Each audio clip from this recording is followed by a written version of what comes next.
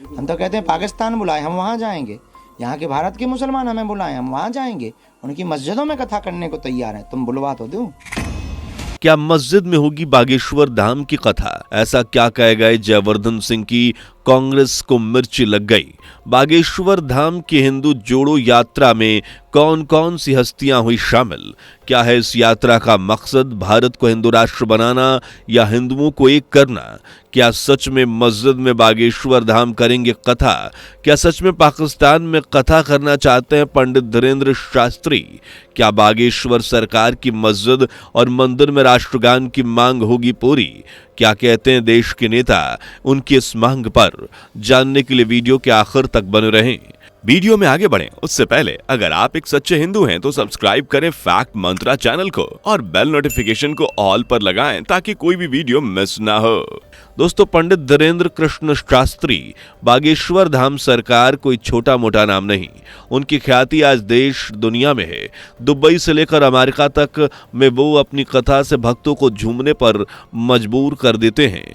वो भक्तों से बिना कुछ पूछे पर्चा बनाकर ही उनके दुख तकलीफों को देखभाल कर लेते हैं और उनकी यही कला हिंदू हो या मुस्लिम्स सभी को उनके मुरीद बनाती है। लेकिन हाल ही में उन्होंने कुछ ऐसा कहा जो लोगों को सोचने पर मजबूर कर रहा है कि क्या ऐसा भी हो सकता है। दरअसल बाबा बागेश्वर ने मस्जिद में कथा करने की बात कही है। उनका कहना है कि अगर हमें मुस्लिम्स बुलाएं तो हम मस्जिदों में भी कथा करने के लिए तैयार हैं, और बल्कि हम तो राह देख रहे हैं कि आप बुलाओ तो सही। इतना ही नहीं, उन्होंने कहा कि मस्जिदों में राष्ट्रगान होना जरूरी है और वो पाकिस्तान में भी कथा करना चाहते हैं। दरअसल ये सब शुरू हुआ हिंदू जोड़ो या हिंदू एकता यात्रा के साथ। आपको याद होगा महाराष्ट्र विधानसभा चुनाव में भाजपा नेताओं ने जमकर बटेंगे नहीं और तो कटेंगे नहीं का नारा दिया। वहीं देश के प्रधानमंत्री भी कह चुके हैं कि अगर हिंदू एक रहेंगे तो सेफ रहेंगे।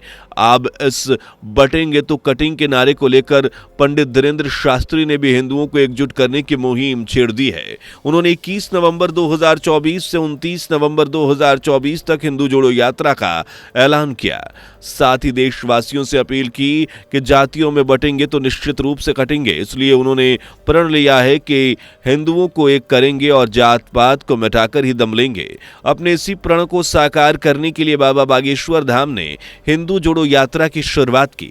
यात्रा में शामिल होने के लिए करीबन 20,000 हिंदुओं ने रजिस्ट्रेशन कराया और जैसे जैसे यात्रा आगे बढ़ रही है वैसे वैसे लोग इससे जुड़ रहे हैं।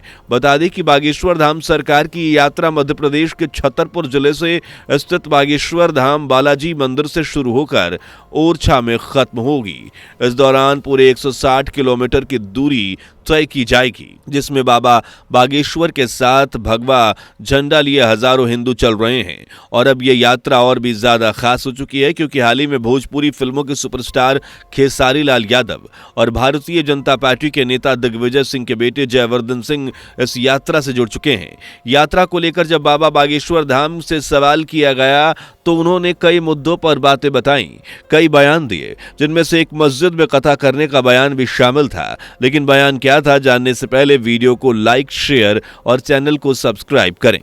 दरअसल दोस्तों, मीडिया के सवालों का जवाब देते हुए बागेश्वर धाम ने कहा कि वो दुबई ही नहीं बल्कि पाकिस्तान में भी कथा करना चाहते हैं। और सिर्फ पाकिस्तान ही क्यों, अगर देश के मुसलमान उन्हें कथा करने के लिए बुलाएं तो वो बिल्कुल भी इनकार नहीं करेंगे बल्कि उनकी मस्जिदों में जाकर कथा करेंगे। हम तो बहुत देशों में गए, उन देशों की भी यात्रा बताओ, दुबई भर की क्यों?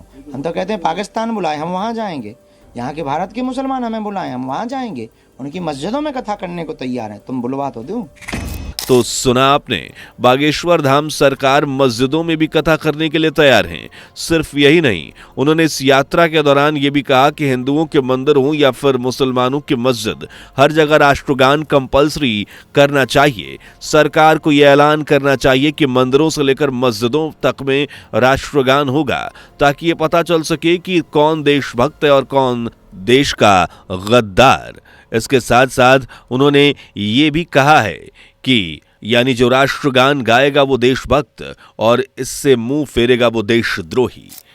वो राष्ट्रद्रोही है, जो राष्ट्रगान नहीं बोलेगा वो राष्ट्रद्रोही है। राष्ट्रद्रोही बात निकल हिंदुओं से क्या कहना चाहते हैं 29 तारीख तक? यही है 29 तारीख तक, अब करो या मरो की बारी है। बागेश्वर धाम के इस विचार ने लगभग पूरे देश में खलबली मचा दी है, लेकिन नेगेटिव नहीं पॉजिटिव तरफ। मतलब देश के ज्यादातर लोग और नेता उनके इस विचार से सहमत है कि मंदिर हो, मस्जिद हो या स्कूल या फिर गिरजाघर, राष्ट्रगान तो देश का सम्मान है। जिस मुल्क में हम रहते हैं उस मुल्क गायन में, वो मंदिर में हो, मस्जिद में हो, गुरुद्वारे में हो, जमीन पर हो, आसमान में हो, जंगल में हो, समंदर के अंदर हो, हमें उसमें गर्व की अनुभूति होना चाहिए, चर्चा का विषय नहीं होना चाहिए। यानी देश की पहचान है, इसे तो गर्व से गाना चाहिए। फिर क्या फर्क पड़ता है कि धार्मिक स्थल हो या शिक्षा स्थल। यानी देश के ज्यादातर लोग पंडित धीरेन्द्र शास्त्री के इस बयान से सहमत हैं। अगर वो कह रहे हैं मस्जिदों में भी राष्ट्रगान होना चाहिए तो बुराई क्या है? हमारे गुरुकुलों में होती है, गुरुकुल में राष्ट्रगान होता है, मंदिरों में राष्ट्रगान होता है, हम स्वयं एक गुरुकुल का संचालन करते हैं, वहाँ भी राष्ट्रगान होता है। तो अगर जो भारत माता का सच्चा सिपाही होगा, जो राष्ट्रभक्त होगा, उसे भारत माता की जय कहने में या वंदे मातरम कहने में और राष्ट्रगीत गाने में कोई आपत्ति नहीं होगी। बागेश्वर धाम के अलावा उनकी यात्रा में कदम से कदम मिलाकर चल रहे भोजपुरी फिल्मों के सुपरस्टार खेसारी लाल यादव ने भी इस यात्रा और बागेश्वर धाम सरकार के विचारों को सपोर्ट किया है और कहा है कि बाबा बागेश्वर धाम की बातें लोग इसलिए मानते हैं, सुनते हैं, क्योंकि उनकी बातें खुद के लिए नहीं होती, बल्कि वो देश के हितों के लिए होती है। वो चाहते हैं कि हमारा देश एक हो, समृद्ध हो और बड़ा हो। तो इसमें गलत क्या है? इन्होंने आगे कहा कि देखा देखी पुण्य होता है और देखा देखी पाप भी होता है। इसलिए यह हिंदू राष्ट्र की बात नहीं, बल्कि ये बात है हिंदू एकता की, भारतीय एकता की। और भारत जिसमें जात पात धर्म कुछ नहीं है, सब एक हैं और सब साथ हैं। अगर हम एक रहेंगे तो कोई तोड़ तो क्या हमें छू भी नहीं सकता, लेकिन अगर हम यूं ही बढ़ते रहें तो हमें जरूर तोड़ा जा सकता है। क्योंकि एक लाठी को तोड़ना कोई बड़ी बात नहीं, लेकिन जब ये लाठियां मिलकर गट्ठर बन जाती हैं तो अच्छों से अच्छों के पसीने छूट जाते हैं। खेसारी यादव ने कहा कि जिसे भी लगता है कि बागेश्वर धाम मकसद भारत को हिंदू राष्ट्र बनाना है, वो असल में उनके सही मकसद को जानते ही नहीं, क्योंकि भारत तो पहले से ही हिंदू राष्ट्र है। अब तो हमारा मकसद सिर्फ भारत को एक करना है। खेसारी यादव के अलावा दिग्विजय सिंह के बेटे जयवर्धन सिंह ने भी यात्रा में शामिल होने के बाद मीडिया को कई बयान दिए, जिनमें कई खासी बातें रहीं। जैसे जयवर्धन ने कहा कि हम बागेश्वर बाबा का बहुत सम्मान करते हैं, भारत को एक होने की जरूरत है, हिंदुओं के एक होने की जरूरत है।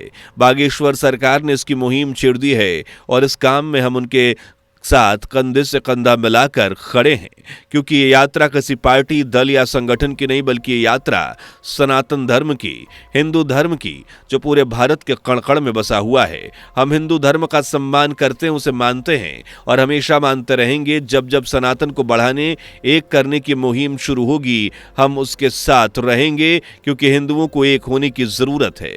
हालांकि जयवर्धन सिंह का यह बयान कांग्रेस को कुछ हद तक चिढ़ा सकता है। ऐसा इसलिए क्योंकि उनकी पार्टी दिग्विजय सिंह, जिन्होंने ओसामा बिन लादेन को ओसामा जी कहा था, जिन पर जाकिर नाइक से संबंधों के आरोप लगे थे, उनके बेटे से इस तरह के बयान की उम्मीद नहीं थी।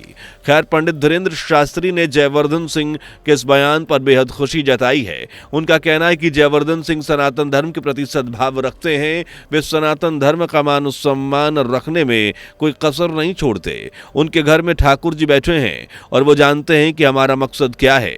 इसी दौरान बागेश्वर धाम से एक सवाल और किया गया कि वो दुबई के शेखों के साथ तस्वीर खिंचवाने से आपत्ति नहीं करते। इवन वहां तो बागेश्वर धाम सरकार कथा भी कर चुके हैं, लेकिन हिंदुस्तान के मुस्लिमों के साथ वो कभी तस्वीर खिंचवाते या उनके साथ खड़े नजर नहीं आते। ऐसा क्यों? इस पर बागेश्वर धाम ने कहा कि ऐसा नहीं है। अगर हमें भारत का मुसलमान कथा करने के लिए बुलाए तो हम अपनी यात्रा छोड़कर कथा करने उनके यहां जाएंगे। हम मस्जिद में भी कथा करेंगे। हम भारत की ही नहीं, पाकिस्तान की मस्जिद में भी वो कथा करने के लिए तैयार हैं, बशर्ते पाकिस्तान बुलाए तो सही।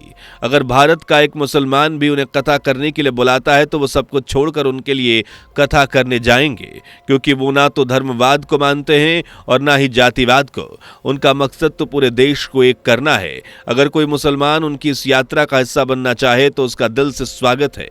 अगर कोई मुसलमान उनकी कथा सुनने के लिए पंडाल में आना चाहता है तो उसे भी रोका नहीं जाएगा, बल्कि पूरे आदर सम्मान के साथ पंडाल में लाया जाएगा, क्योंकि वो किसी विशेष धर्म में नहीं मानते।